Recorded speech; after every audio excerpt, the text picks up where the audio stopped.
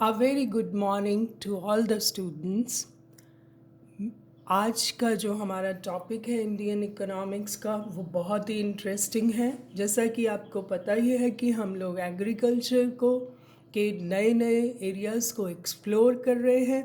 तो आपको Indian economy में बहुत सारे ऐसे टॉपिक्स हैं जो कॉम्पिटिटिव एग्ज़ाम्स में भी आते हैं, और इसलिए आपको ये टॉपिक्स ना सिर्फ सेकेंड ईयर के लिहाज से इम्पॉर्टेंट हैं, बट ऑलवेज़ आपको ये टॉपिक्स हेल्प करेंगे जब भी आपको कोई कॉम्पिटिटिव एग्ज़ाम देना होगा या स्मॉल नोट्स भी लिखने होते हैं इंडियन इकोनॉमी पे।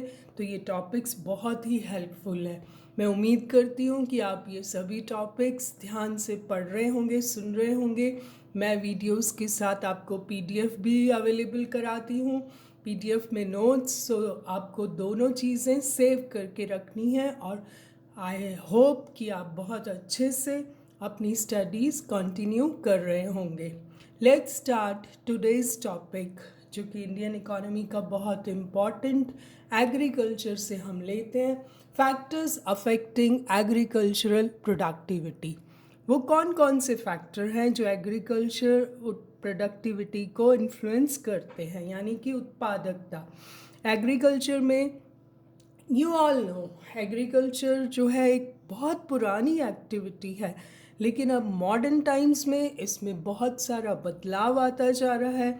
उस बदलाव की वजह से बहुत सारी चेंजेस आ रहे हैं इंडियन एग्रीकल्चर की में। वही चेंजेस हम पढ़ना चाहेंगे, लेकिन आज का जो मेनली हमारा टॉपिक है वो है कि प्रोडक्टिविटी को कौन से फैक्टर्स अफेक्ट करते हैं। किसी देश में एग्रीकल्चर प्रोडक्शन है, वो उसकी प्रोडक्टिविटी किन चीज़ों पर डिपेंड करती है।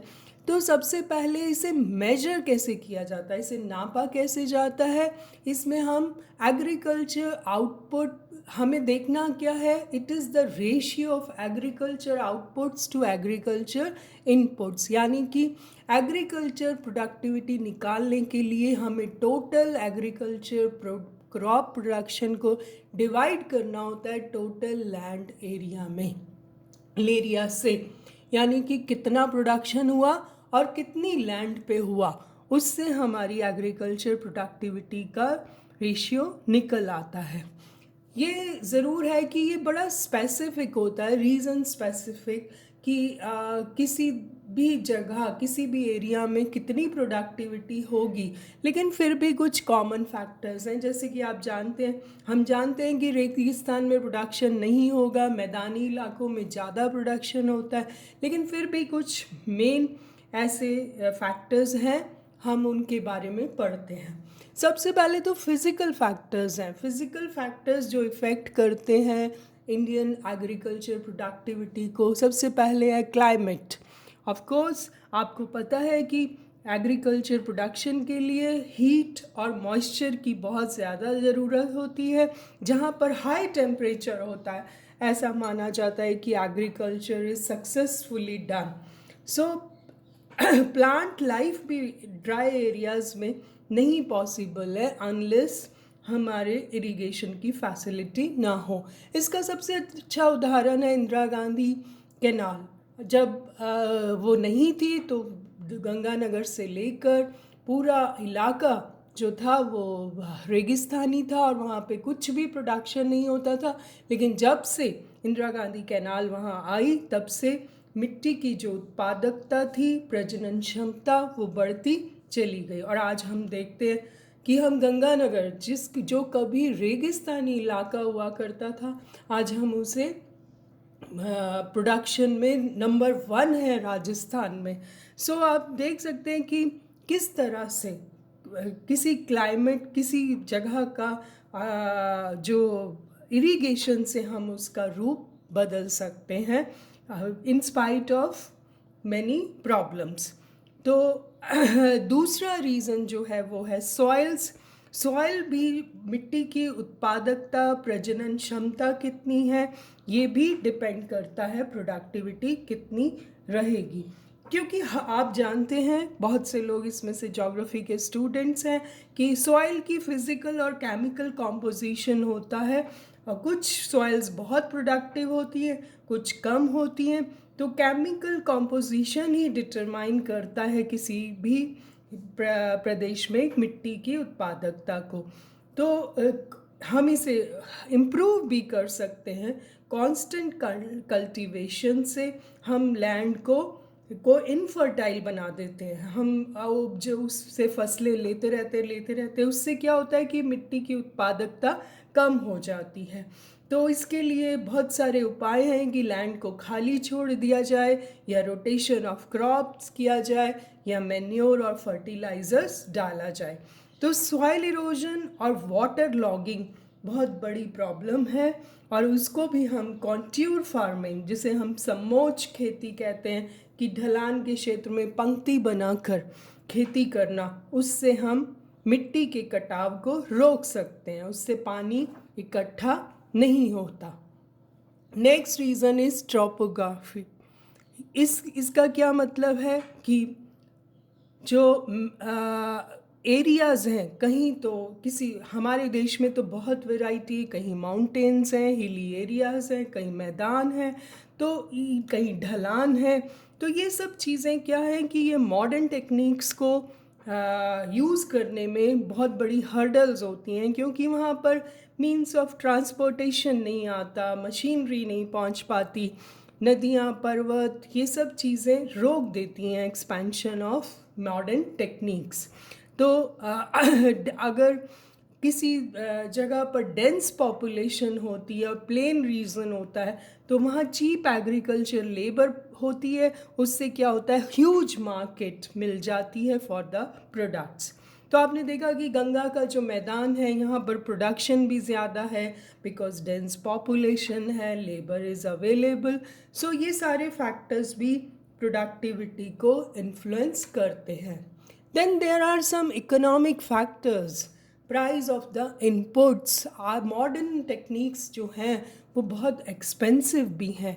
एक जनरल मार्जिनल फार्मर के लिए ये सब अवेल करना इतना आसान नहीं होता, क्योंकि कुछ तो मशीनरी कॉम्प्लेक्स भी होती है, कुछ कॉम्पिटिटिव भी है, वो अफोर्ड नहीं कर पाता, और इन सब चीज़ों के लिए वो मनी लैंडर्स के पास जाता है, और फिर उसी चक्र में फंस जाता है अगर बैंकिंग फैसिलिटीज़ नहीं है तो प्राइस ऑफ इनपुट एक बहुत बड़ा रोल अदा करती है।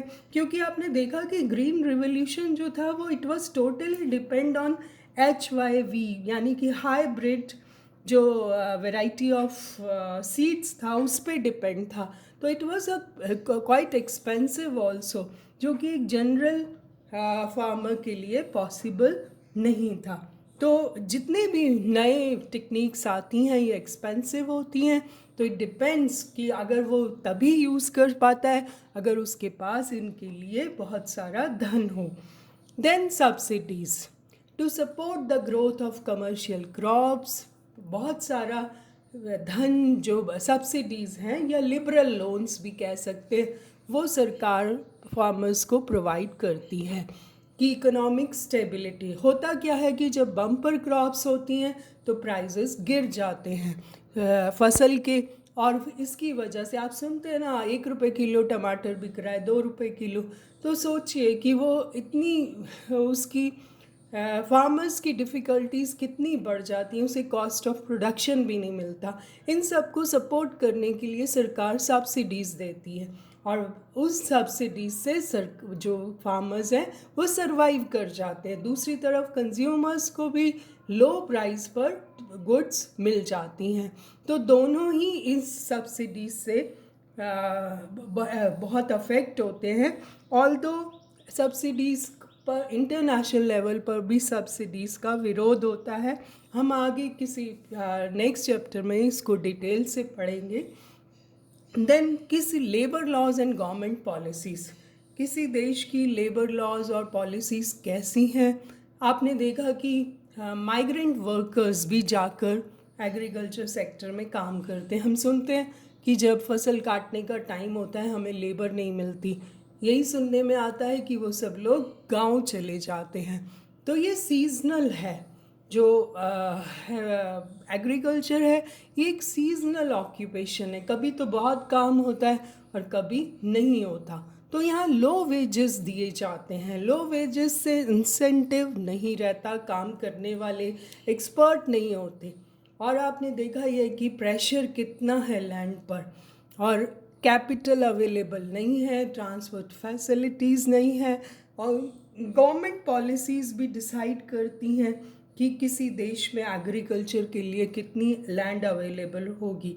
कभी आपने सुना होगा कि गवर्नमेंट रिस्ट्रिक्ट कर देती है कल्टीवेशन ऑफ अ क्रॉप और may force the farmers to produce a particular crop, जैसे कि शुगर केन, ऑयल सीड्स, इनका प्रोडक्शन इंक्रीज हो गया क्योंकि गवर्नमेंट ने एम्फेसाइज किया ये कमर्शियल क्रॉप्स हैं, इनसे ज़्यादा पैसा मिलता है। तो किसानों ने इनको शुगर केन, ऑयल सीड्स को उगाना शुरू कर दिया।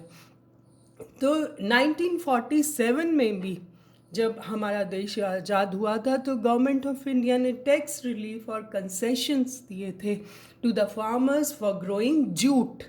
आपको पता है जूट तब कमर्शियल क्रॉप थी और बहुत सारा एक्सपोर्ट होता था, और इससे क्या हुआ कि बहुत फ़ायदा हुआ, जूट कल्टीवेशन बहुत इंक्रीज़ हो गया। तो गवर्नमेंट की पॉलिसीज़ भी कई बार बहुत इफ़ेक्ट करती हैं। और भी अदर फैक्टर्स में साइंटिफिक और टेक्नोलॉजिकल डेवलपमेंट कैसा है ये भी डिसाइड करता है। आपको पता है कि इंडिया में per hectare yield of rice in India is only 2000 kg, जबकि ये 56,000 किलो है जापान में। तो आप देख सकते हैं कि प्रोडक्शन जो है वो साइंटिफिक और टेक्नोलॉजी पर ज़्यादा डिपेंड करता है बजाय कि और चीज़ों के, कि अगर हम अच्छी टेक्नोलॉजी, हाई यील्डिंग सीड्स और मशीनरी का यूज़ करते हैं तो प्रोडक्शन ऑटोमेटिकली इंक्रीज हो जाता है। फर्टिलाइज़र्स यूज़ करें, पेस्टिसाइड्स, ताकि फार्म यील्ड्स बेटर आपको परफॉर्मेंस दे सके। सो हमने ये भी देखा है कि लैक ऑफ अवेयरनेस है, अनएजुकेटेड है हमारे फार्मर्स, उनको मालूम नहीं है कि नई टेक्निक्स कहाँ आ रही हैं।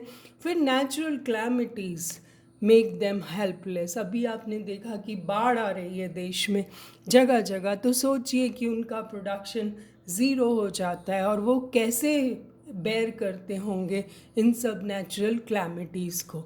और एक जो last but not the least, Indian farmers जो हैं वो मार्जिनल फार्मर्स हैं, ज़्यादा उनके पास लैंड्स नहीं हैं, तो वो प्रोडक्शन फॉर सेल्फ कंजम्पशन ही कर पाते हैं। उनका जो प्रोडक्शन है वो कई बार मार्केट तक पहुंच ही नहीं पाता। तो ये these are the various factors which influence the productivity of a land in a country. आप इसे ध्यान से पढ़ें, इसको नोट करें, because it is very important from the competitive exams के पॉइंट ऑफ व्यू से भी। These are very important factors. Thank you so much.